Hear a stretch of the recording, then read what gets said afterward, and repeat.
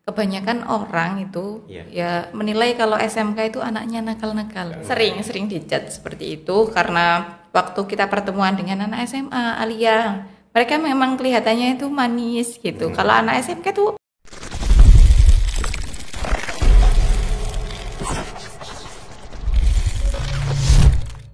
Assalamualaikum warahmatullahi wabarakatuh. Ketemu lagi di podcast Blog Agung, media informasi dan inspirasi.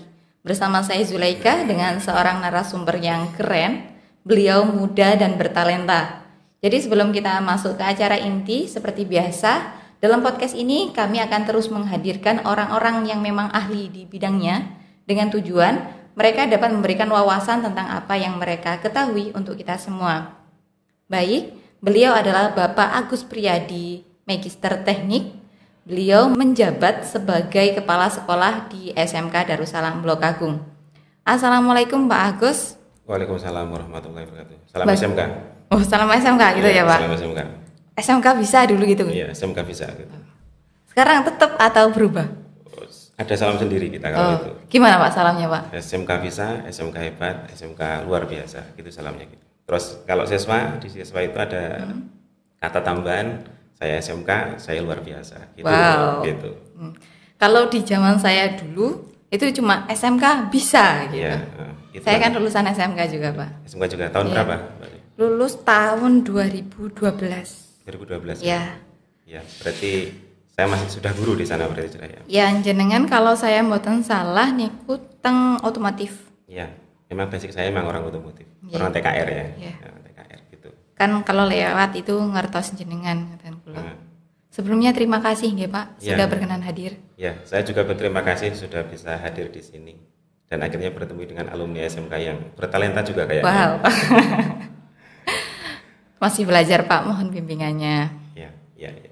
Mungkin kan Pak, untuk pembahasan awal kita bisa bahas tentang mungkin Bapak lahirnya di mana, masa kecilnya itu seperti apa, terus cara mendidik orang tuanya jenengan itu seperti apa sehingga menjadikan orang sehebat ini. Mungkin bisa diceritakan? Ya, kalau dikatakan itu orang hebat enggak lah ya. Enggak. Hebat lah Pak. Dari mana? Ya masih muda, sudah jadi kepala sekolah itu hebat loh. Ya, mungkin itu pandangan orang ya.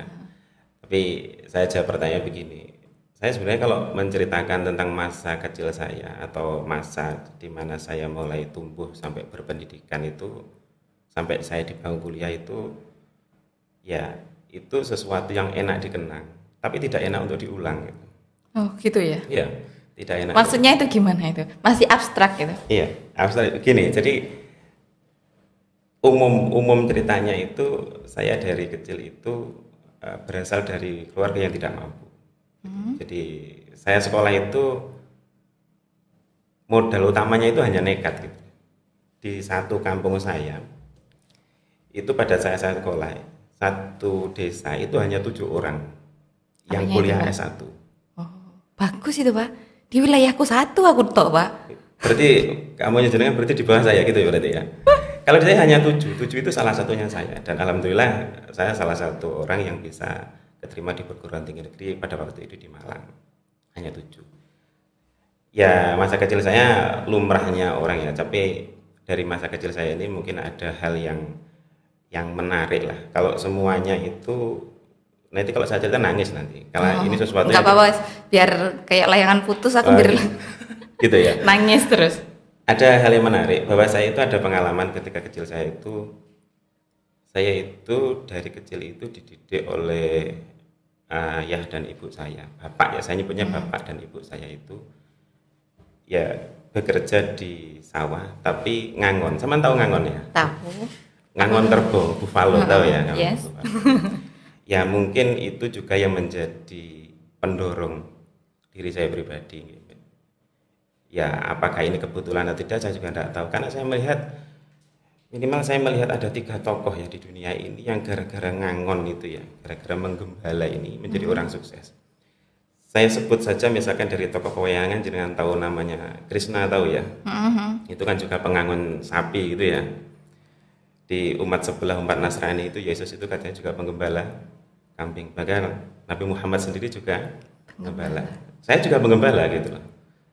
Penggembala ya, ini bahasa buyunya seperti itu. Tapi yang jelas masa kecil saya itu sampai saya SMA kelas 2, saya SMK kelas 2, setiap hari saya itu tidak lepas dari Ngangon itu. Dari Ngangon Kebo itu saya tidak lepas dari situ. Baru setelah saya itu masuk ke kelas 3, itu kan di sekolah saya itu ada istilahnya TA, kalau sekarang namanya UKK, uji kompetensi keahlian. Ini baru saya itu sudah tidak ngangon lagi, karena memang fokus di sekolah untuk menyelesaikan itu. Lulus dari situ, kemudian alhamdulillah pada waktu itu saya juga dapat beasiswa untuk bisa kuliah di Malang. Lulus, kemudian nanti bekerja di sekolahan, tidak langsung jadi guru ya, tapi jadi TU, istilahnya tolmen gitu ya. Jadi membantu di jurusan otomotif. Selang sekitar 3 tahun, kalau enggak 4 tahun, baru saya beralih profesi jadi tolmen menjadi seorang guru. Ya, sampai sekarang ya saya masih berada di dunia pendidikan. Secara singkatnya seperti itu untuk kehidupan saya dari kecil sampai saya di bangku kuliah, kurang lebih seperti itu. Menarik, Pak. Menarik, jadi ya? Dari bawah bisa sampai sekarang. Iya. Baik, sebagai kepala sekolah SMK Darussalam ya. Niku jenengan bisa ceritakan tentang berdirinya SMK itu bisa sampai saat ini tuh bagaimana? Ya. Kalau misalkan cerita berdirinya SMK itu atau sejarahnya berdirinya SMK itu, mungkin cerita saya ini mungkin tidak lengkap ya. Mungkin cerita saya ini tidak lengkap karena cerita saya ini kan hanya kompilasi dari beberapa cerita yang saya ambil. Dan saya sendiri juga tidak pernah mendapatkan cerita ini secara utuh dari satu narasumber gitu. Karena cerita dari narasumber sana saya ambil, narasumber sini saya ambil, kan gitu. Jadi ceritanya itu secara ringkas itu begini, berdirinya SMK. Tahunnya berapa saya tidak paham, cuman berdirinya kan tahun 86 untuk SMK itu. Itu SMK ini berkat dari dawuh Mbah Yai Syafaat yang saya dengar bahwa pondok pesantren ini harus bisa seperti pasar, yang saya tahu seperti itu. Kalau saya kemarin lihat podcastnya Yai Munib kan seperti toko, mungkin sama lah, perumpamanya sama. Yang intinya Yai Syafaat itu menginginkan bahwa pondok pesantren ini itu apapun ada di dalamnya. Sehingga pada waktu itu mengilhami Yai Hasyim ini untuk mendirikan sekolah menengah kejuruan yang pada waktu itu namanya bukan SMK. Kan SMK itu perubahannya antara tahun 96 sampai tahun 98, itu perubahan dari nama, dulu kan ada STM ya, sekolah tingkat teknik menengah sama SEMIA, sekolah menengah ekonomi atas, itu berubah menjadi SMK itu kurang lebih sekitar tahun 96 sampai 98 99, itu ada perubahan semuanya menjadi SMK dengan jurusan yang berbeda-beda. Namanya pada waktu itu awalnya adalah SEMIA, berdiri tahun 1986 gitu. Itu Yai Hasyim itu bareng-bareng dengan para pendiri yang lain ya. Kalau Yai Hasyim ini kan, kalau misalkan saya lihat dari pondok kan memang dari dalam ya, dari keluarga dalam. Kalau yang dari luar itu ada nama Pak Haji Sumari, ini minimal yang saya tahu ya, Pak Haji Sumari, kemudian Pak Said Mukhlasin, kemudian Pak Abdul Holik yang menjadi kepala sekolah SMK pertama kalau tidak keliru. Nah, tokoh-tokoh besar ini, pemikir-pemikir cerdas ini memiliki ide yang luar biasa, yaitu berusaha untuk mendirikan sekolah menengah kejuruan pada saat ini namanya, sehingga pada waktu itu namanya SEMIA dan berdirilah SEMIA pada waktu itu. Ya, itu terus terjadi penerimaan siswa yang saya ingat sampai sekarang dari cerita itu, yang tidak pernah saya lupa, bahwa SMK ini dulu ketika namanya SEMIA, di tahun pertamanya berdiri itu jumlah siswanya adalah, sudah pernah tahu tuh? Belum. 12. Cuma 12. Ada berapa jurusan dulu waktu pertama? Pertama yang saya tahu itu jurusannya ada dua, yaitu bisnis dan manajemen, sekarang berubah menjadi akuntansi itu ya. Kemudian pemasaran yang sekarang nomenklaturnya berubah menjadi bisnis daring dan pemasaran. Itu siswanya hanya 12, saya juga kurang tahu 12 ini. Total atau Total. Dikit ya? Dikit sekali, sangat sedikit sekali. Tahun kedua, jangan tahu berapa? 16. 2 kelas? Iya, jadi kelas 1-nya itu dapat 16, kelas 2-nya dapat 12. Kalau tahun ketiga dan seterusnya saya enggak begitu mengikuti ya, enggak paham. Cuman cerita menariknya memang SMK ini atau SEMEA ini ketika didirikan awal itu juga tidak tiba-tiba ini besar, tidak seperti sekarang melihatnya ini sudah tinggi, tidak seperti itu. Awalnya itu memang SEMEA ini berdirinya juga dulu juga berdarah-darah gitu. Dalam mencari murid juga berdarah-darah. Jadi bayangkan kalau 12 dalam satu sekolah seperti apa kira-kira, dan 16, jadi 2 tahun itu hanya dapat murid 16 tambah 12, 28 siswa.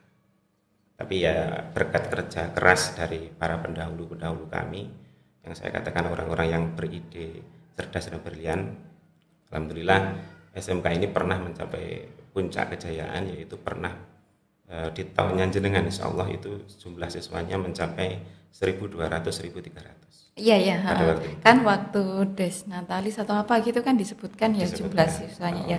Kita waktu zamanku memang mencapai ribuan gitu. Iya, ribuan sampai 1.200 sekian. Saya masih di posisi kepala program insya Allah pada waktu itu tahun 2012 itu. Itu romantika berdirinya SMK kurang lebih seperti itulah. Sampai berdarah-darah. Iya, berdarah-darah. 12 siswa itu ya bagaimana ngajarnya? Saya tidak bisa bayangkan kira-kira bagaimana mumetnya Pak Kholik, kepala sekolah pertama dulu ketika ngaturnya itu gitu. Karena begini Mbak Zul, saya sebut Mbak saya. Walaupun dulu murid kan sekarang sebut Mbak ya biar akrab. Jadi saya itu pernah menghitung Mbak Zul bahwa SMK itu dikatakan sehat. Sehat itu dalam arti kata dia mampu menghidupi dirinya sendiri. Ketika jumlah siswanya itu 300. Oh gitu. Iya. Artinya, kalau nggak ada segitu? Kalau nggak ada 300, ibaratkan orang jualan itu, ya saya sebut aja bangkrut lah gitu. Gitu. Kalau saya ibaratkan dengan orang jualan itu bangkrut. Gitu. Kalau 12 bagaimana? Itu nggak bangkrut lagi itu sudah. Itu harusnya gulung tikar harusnya gitu, menurut saya gitu. Jadi seperti itulah ringkasnya cerita berdirinya SEMEA atau SMK seperti itu. Jadi untuk sampai saat ini ada berapa jurusan Pak? Sekarang ini ada 5 jurusan lama gitu. Kemudian kita kemarin menghidupkan kembali jurusan yang lamanya tadi saya sebutkan. Bisnis daring dan pemasaran. Oh, yang dulu zamanku penjualan gitu. Iya, penjualan. Kita hidupkan kembali di tahun kemarin. Sehingga sekarang jumlah jurusan di SMK itu ada 6. Dari yang paling tua itu adalah akuntansi. Namanya sekarang adalah akuntansi keuangan lembaga. Namanya berubah. Oh, berubah ya. Berubah. Kemudian itu tadi ada bisnis daring dan pemasaran. Dulu namanya adalah penjualan. Gitu ya. Terus yang ketiga itu ada jurusan teknik komputer dan jaringan atau TKJ. Yang berikutnya itu ada jurusan tata busana dan ada jurusan keperawatan. Ini adalah jurusan-jurusan yang ada di sekolah menengah kejuruan sekarang. Itu menarik Pak. Kenapa sekarang kan udah banyak ya jurusannya 5 kan banyak. 6, kenapa? 6, ya 6, awalnya kan 5. Iya. Terus kenapa kok menghidupkan jurusan yang lama dulu dihidupkan lagi? Alasannya apa? Menarik ini untuk dibahas. Iya. Gini. Jadi kalau kita sekarang di SMK itu kan dalam membuat jurusan atau mau membuka jurusan itu kan harus melihat pasar atau melihat keinginan masyarakat itu sebenarnya kebutuhan kebutuhan masyarakat itu seperti apa sebenarnya. Ya saya harus paham itu, saya harus mengerti akan hal itu. Jika saya tidak memahami akan hal itu, ya siapa yang akan masuk ke situ? Kan gitu. Sehingga alhamdulillah kita kemarin walaupun pemasaran ini adalah jurusan lama dan kita hidupkan kembali, ketika dibuka nyatanya masih satu kelas yang bisa kita dapatkan dari siswa dari situ. Itu tahun pertama setelah mati suri lah katakan gitu. Karena kenapa? Karena jurusan bisnis daring dan pemasaran ini sudah sesuai sekarang dengan tuntutan zaman. Karena sekarang siapa orang yang tidak kenal dengan Shopee misalkan? Di aplikasi setiap orang HP-nya pasti ada Shopee ya Banda? Enggak, kalau itu aku nonton adik bilang. Oh gitu. Shopee, Lazada, Bukalapak, pokoknya toko-toko online seperti itu ada. Nah inilah yang menjadi dasar pemikiran kuat kami yang ada di manajemen SMK. Ya berarti ini dibuka saja. Itu alasan pertama. Alasan kedua, kita tidak usah divisitasi oleh dinas pendidikan. Kenapa tidak usah divisitasi? Karena jurusan ini pada saat dulu bahasanya dimatikan, itu sebenarnya tidak kita matikan secara sistem, Jadi jurusan itu masih ada di izin operasional kami masih ada. Oh, masih ada ya? Masih ada. Jadi kapanpun ketika ini nanti kita hidupkan, ya tinggal dihidupkan saja. Itu vakum berapa tahun sih Pak? Tahun berapa ya? Saya juga agak lupa itu vakumnya. Tapi yang jelas kalau 10 tahun lebih lah. Vakumnya? Iya, vakumnya lebih lah. Vakumnya lebih dari 10 tahun dan alhamdulillah minat dari para santri, dari wali santri, dari masyarakat ini masih tinggi. Nyatanya kita masih mendapatkan satu kelas kemarin dari pembukaan PSBDB kemarin. Gitu. Jadi ini Pak, mungkin pengalaman ya bisa diklarifikasi. Kebanyakan orang itu ya menilai kalau SMK itu anaknya nakal-nakal gitu. Ya enggak sih Pak? Ya karena saya orang SMK, saya jawabnya tidak. Ya, saya jawabnya tidak. Tapi sering dijudge seperti itu karena waktu kita pertemuan dengan anak SMA, Alia, mereka memang kelihatannya itu manis gitu. Kalau anak SMK tuh manis apa enggak ya? Manis lah ya. Ya, manis. Intinya manis. Bisa diklarifikasi kenapa sih SMK kok dijudge sebagai anak-anak yang nakal gitu. Terima kasih Mbak Jul. Jadi ini pertanyaan yang sangat menggelitik dan ya luar biasa pertanyaan ini. Iya Pak, memang ini kan pengalaman gitu loh. Mungkin bisa diklarifikasi biar aku nggak pengen SMK itu dinilai seperti itu. Ya, gini. Jadi sebenarnya kalau misalkan ngomongkan anak SMK itu apa bahasa jenengan tadi? Apa? Nakal gitu ya. Nakal gitu. Nakal itu bahasa halusnya apa sih Pak? Ya nakal aja lah. Ini semua orang pasti tahu lah. Semua orang pasti tahu. Ini kan ditonton banyak orang juga daripada saya tahu. Ya, nakal itu semuanya pasti juga tahu. Ya, terminologi kata nakal itu menurut saya begini, dari sudut pandang dulu lah. Dari sudut pandang mana dulu? Orang dikatakan nakal itu seperti apa? Sudut pandang ini ya mungkin dikatakan nakal, tapi di sini mungkin dikatakan tidak. Sama dengan HP ini loh Mbak Sul. Kalau saya lihat dari sudut sini ya akan kelihatan sininya saja. Kan gitu kan? Tapi kalau saya lihat gini ya akan kelihatan sininya saja. Sininya tidak kelihatan, sininya juga tidak kelihatan. Itu masalah sudut pandang. Terus kalau jawaban rincinya mungkin beginilah. Kalau SMK dikatakan nakal itu saya jawab agak panjang ya, agak panjang. Enggak apa-apa ya? Iya, enggak apa-apa biar terklarifikasi, biar enggak menjelekkan SMK gitu loh. Sakit hati saya. Karena saya juga alumni SMK. Iya. Gitu. Ya, gini. Jadi saya mengibaratkan begini, SMK itu saya ibaratkan sebagai sebuah makanan Mbak Julia. Ini makanan yang baik. Makanan yang baik sekali, baik untuk tubuh. Tapi hanya lambung yang baik yang bisa untuk mencerna makanan ini. Paham enggak maksud saya dengan? Nanti bicarakan yang lain enggak baik. Enggak, bukan gitu. Artinya yang lain itu baik, tapi setiap lambung akan mencerna itu dengan baik. SMK itu enggak, SMK itu unik. SMK itu memang unik sekali. Jadi SMK ini yang seperti saya katakan ibaratkan makanan, ini adalah makanan yang baik, baik sekali. Tapi hanya lambung yang baik yang bisa mencernanya. Artinya butuh pemahaman tentang SMK. Seperti itu. SMK ini kan memang pendidikan vokasi ya. SMK ini kan pendidikan vokasi yang tujuan terakhirnya itu memang SMK ini kan mencetak tenaga kerja. Gitu. Ya, memang mencetak tenaga kerja.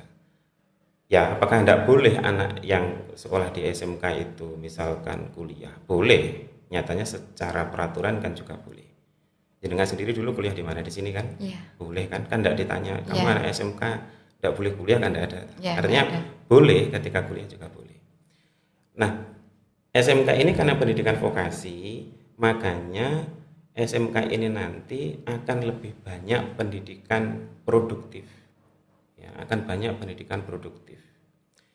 Karena banyak pendidikan produktif, bahkan kalau saya hitung di kurikulum yang sekarang yang kita sebut dengan Kurtilas atau kurikulum 13 itu mencapai 60%. Jadi anak SMK itu 60% pelajarannya ya produktif. Yang sekarang namanya bukan produktif ya, sekarang namanya C.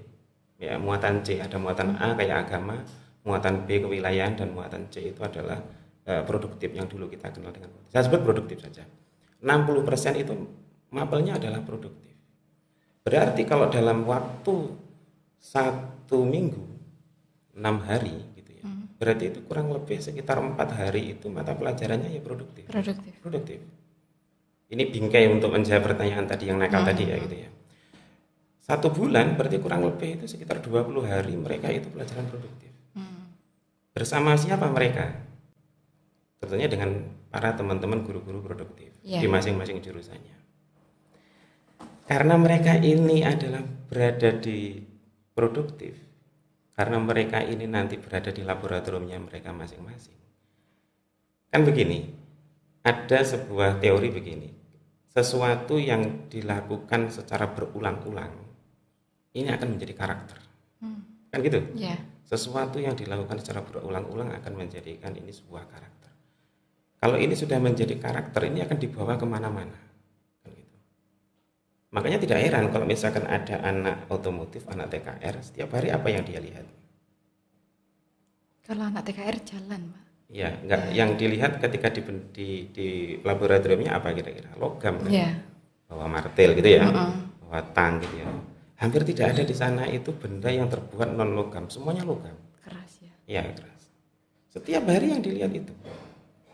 Dan ingat, ya tadi saya katakan, dalam 1 minggu sekitar 4 hari, dalam 1 bulan sekitar 20 hari. Maka logam ini keras apa enggak sih sebenarnya? Keras. Ini pasti terbawa. Pasti terbawa. Anak akuntansi apa yang dia lihat setiap hari? Kertas, komputer. Lunak mana dengan logam tadi? Lunakan di komputer dengan kertas. Maka saya pun juga tidak heran kalau misalkan ada anak akuntansi itu lebih soft gitu ya, ketimbang anak TKR. Terus karena setiap hari ini yang dilihat ada itu, karakternya itu pasti terbawa. Oleh seperti itu. Efeknya apa? Dia melihat gurunya itu ya itu toh. Itu toh, gurunya ya itu toh selama 20 hari kurang lebih itu, 1 minggu 4 hari ya itu toh. Maka akan terjadi anak SMK ini kalau misalkan diperintah gurunya berdiri aja loh, dia sudah iya Pak. Itu SMK. Tapi kalau yang memerintah itu bukan gurunya, ya tidak mau. Gitu ya? Iya, jenengan pasti dulu alumni SMK aja gitu. Coba kayak sama diperintah oleh yang lain, pasti saya perhatikan sama juga tidak mau. Nah, karena diperintah oleh yang lain tidak mau, nah terminologi nakal ini muncul. Padahal kalau diperintah gurunya enggak diperintah gurunya enggak. Lah, kenapa kok seperti ini? Ya itu tadi, karena faktor kebiasaan. Ya, faktor kebiasaan yang menjadi karakter pada dirinya. Di SMK Darussalam, Mbak Zul, ini ada hal yang juga harus diperhatikan dari hal itu supaya itu tidak terjadi. Walaupun kita hanya bisa meminimalkan, karena karakternya memang seperti itu. Yaitu dengan kita menambahkan pelajaran-pelajaran yang berbau karakter dan moral, pelajaran agama gitu.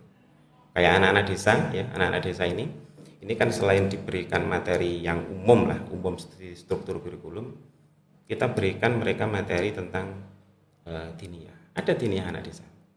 Ada diniyah anak desa. Selain melengkapi mereka akan keilmuan di bidang keagamaan, ya ini tadi untuk mengkanter kebiasaan tadi.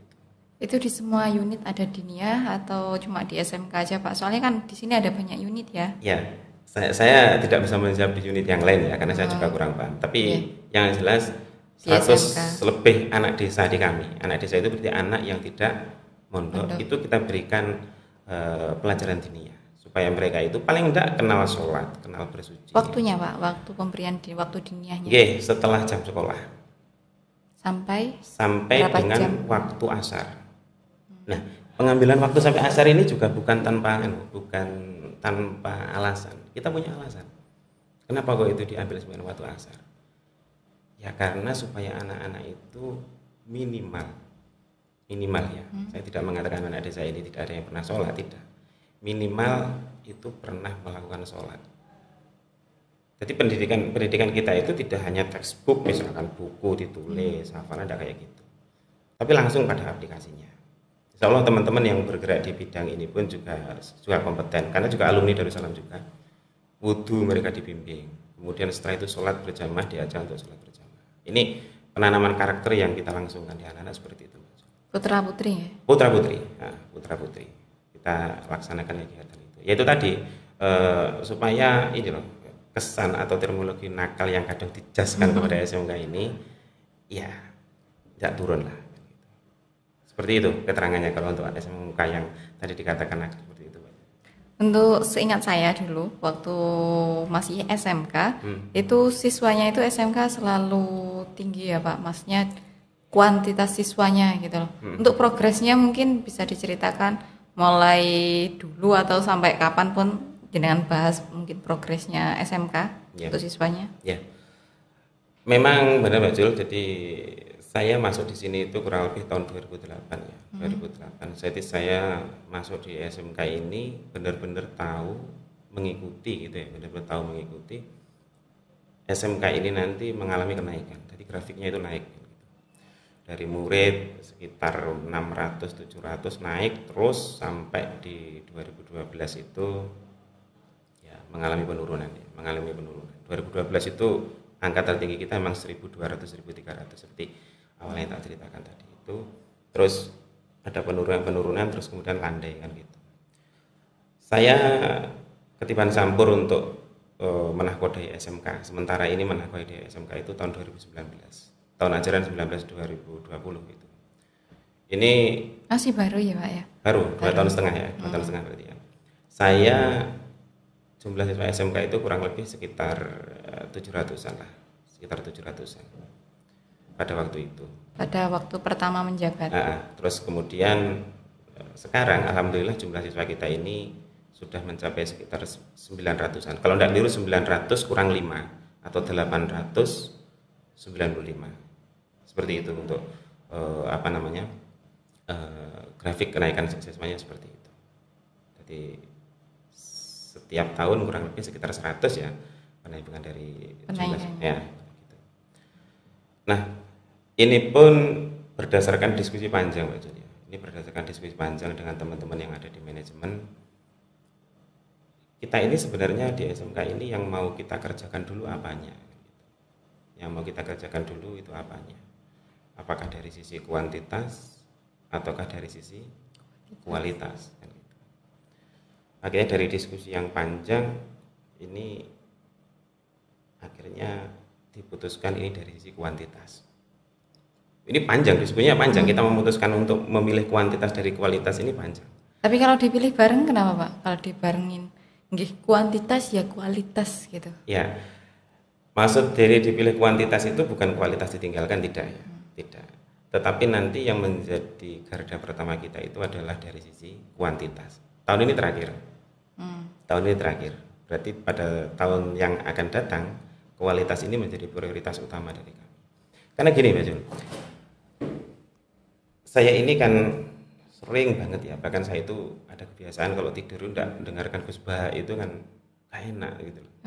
Iya. Ngefan juga. Ngefan banget gitu. Isinya HP saya ini salah satunya ya memang YouTube-nya khusbah itu. Ada ngendikan khusbah itu yang saya masukkan dalam hati saya gitu gini.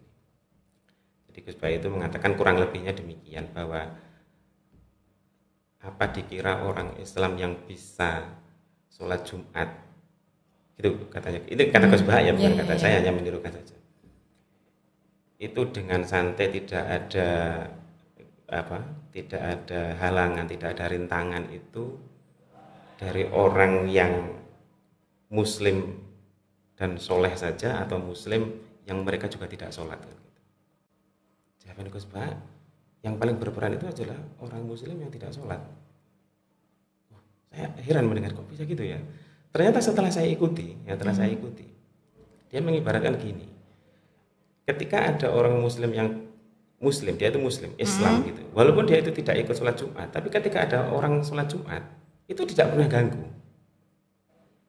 Tidak pernah ganggu. Artinya faktor banyaknya umat muslim itu berpengaruh.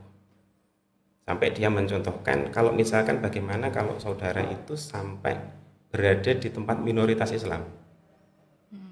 Itu kira-kira loh ya, itu ada orang yang misalkan sholat Jumat, ya mungkin ada orang yang minta maaf ini dalam tanda petik mungkin mengejek, mungkin apa? Kenapa? Minoritas. Berarti faktor banyak ini utama. Faktor banyak ini pertama. Banyak itu apa berarti? Kuantitas. Kan? Kuantitas kan gitu. Itu pertama. Kedua, ada aturan dari Dinas Provinsi Jawa Timur yang dikeluarkan oleh Bukovifah ya. Itu dikatakan salah satu ciri sekolah maju salah satu ciri sekolah maju itu dilihat dari jumlah Siswanya. siswa. Dilihat dari jumlah. Ada 5 indikator sebenarnya. Salah satunya itu adalah jumlah siswa, kemudian kenakalan, dan kemudian banyaknya atau tidak siswa ini terserap ke dunia usaha. Yang 2 ini saya rahasiakan. Kapan nanti saya diundang lagi gitu ya. Oke, siap, gitu. siap. Ini alasan kita masuk kepada kuantitas. Dan walaupun kita tadi saya mengatakan ini dari sisi kuantitas, kita kualitas juga tidak kalah kok. Kok bisa? Tahun ini Mbak Julin sekaligus pemberitahuan kepada teman-teman yang lihat ini ya, promo dan pemberitahuan. Tahun ini SMK Darus Salam ini menjadi tuan rumah lomba kompetensi siswa wilayah kerja 2. Jadi kan tahu wilayah kerja 2 itu di mana? Belum. Pasuruan, Ya. Pasuruan Kota, Probolinggo Kota, Lumajang, Jember, Situbondo, Bondowoso, Banyuwangi. 9 kabupaten kota. Ini akan bertanding di sini. Gitu. Keren ya, Pak. Iya. Terus kalau sudah seperti itu, salah satu anggotanya siapa? Ya SMK Darussalam. Bisa tanding dengan 9 kabupaten kota. Kalau ini tidak berkualitas, terus apa bilangnya? Gitu? Ya kalau bisa ya yang menang, Pak. Iya, insya Allah kita nanti akan, insya Allah ini teman-teman sudah menargetkan, insya Allah akan lolos kepada profesi. Apakah hanya keperawatan saja, kesehatan? Tidak. Ini juga sekaligus minta doa ya kepada semuanya saja yang melihat podcast ini. Saya juga minta doa ini kepada anak-anak kami pada tanggal 24 besok sampai tanggal 26. Ini akan tanding di Situbondo. Anak apa? Jurusan Tata Busana. Jurusan jenengan toh. Okay. Ini akan tanding di sana. Sama 9 kabupaten kota. Cuman kalau di tempat kita ini jurusan keperawatan atau kesehatan, yang di sana ini adalah jurusan Tata Busana. Jangan tahu satu Banyuwangi juara berapa kita kemarin? Berapa, Pak? Juara 4 loh. Wow. Kita masuk 10 besar loh kemarin yang Tata Busana itu. Dari mana? Dari SMK Darussalam. Terus masih bilang ini tidak berkualitas, kayaknya enggak lah kan gitu lah, enggak lah gitu. Ya terus dikembangkan gitu aja ya Pak ya, kualitasnya juga. Mohon dukungannya juga ya. Mohon dukungannya juga. Kita saling mendukung ya Pak. Dengan mendukung Aida biar tambah juga gitu. Kita juga enggak berhenti kok misalkan itu ada anak-anak yang mau sekolah di mana, kuliah di mana. Mesti yang pertama saya hubungi itu ya teman-teman dari Aida. Silakan promosi awal. Selalu seperti itu supaya anak-anak ini tahu di sini itu ada kampus yang berkualitas juga. Enak podcast ya misalnya gitu. Iya. Nanti tak ajak podcast ya mahasiswa barunya, monggo mahasiswa baru. Nanti podcast sama saya ya. Gitu. Oke Pak. Kemarin kan kebetulan kemarin Harlah ya Pak ya. Iya. Harlah SMK yang ke-36. 36. Sudah kalau orang itu sudah masuk dewasa ya Pak ya. Iya, dewasa 36. Mungkin bisa menyampaikan harapannya untuk SMK sendiri, Pak? Iya. Jadi gini Mbak Jul, sebelum saya menjawab pertanyaan itu, ada hal yang harus dipahami. Harlah SMK itu adalah harlah pertama kali SMK didirikan saat SK-nya operasional itu dikeluarkan. Berarti yang berusia 36 tahun itu tidak semua jurusan gitu loh maksud saya. Kan gitu, tidak semua jurusan gitu. SMK-nya ya? SMK-nya, itu berusia 36 tahun. Tapi kita juga masih punya jurusan-jurusan yang baru ya. Kayak misalnya jurusan apa itu namanya? Bisnis daring dan pemasaran itu misalkan. Itu usianya kan baru 1 tahun setelah dia mati suri. Tapi tidak apa-apa karena emang izin operasionalnya SMK ini keluarnya dulu adalah tahun sekian, ya kita peringati ini sebagai hari ulang tahunnya SMK yang ke-36. Pertama di hari ulang tahun ini tentunya saya atas nama lembaga saya juga mengucapkan selamat ya kepada SMK Darussalam karena sudah bisa melampaui 1/4 abad lebih. Yaitu sudah melampaui 1/4 abad lebih. Ini kalau orang-orang terdahulu saya, pendahulu-pendahulu saya ini bukan orang-orang yang luar biasa, tidak mungkin bisa bertahan. Kita bisa melihat di mana ada cerita SMK tidak sampai bertahan 1 dekade atau 1 tahun, kan gitu tuh. Tapi nyatanya di sini bisa bertahan sampai 36 tahun. Ini kan sesuatu yang luar biasa.